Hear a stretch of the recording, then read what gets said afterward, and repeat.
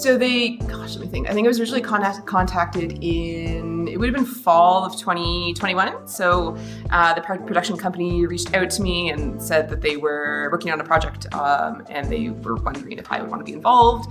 Originally sort of as a historical consultant, so they were doing research into the history and life of Alexander the Great, and they, for the script writing and the drama part of this series, and they wanted to make sure that they were trying to be as historically accurate as possible and get as much information as they could. So, this is pretty typical for these types of programs where they want to bring some historical experts on board. And so it started with, they would send me questions and then set up a Zoom meeting, and they would film it and record it so they could go back and double check sort of information I was providing. And it was like a lot of sort of on-screen interviews in that sense. And then they shared the recordings with the Netflix execs, and they were like, do you want to be on the documentary? And I was like, okay. We did actually all of it in one day.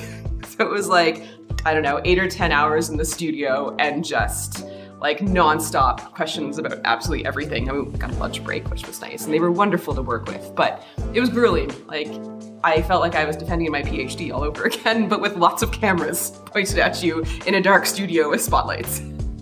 I think one of the things that's kind of neat about it, one of the reasons why I agreed to this opportunity is, in academia, we're so much trained when we're going through grad school that we have to write, our peer-reviewed articles and our academic books and do academic conferences, and that is a very important part of what we do. But when we do that, it's only the audience for it is very, very small. And there's often, restrictions to it.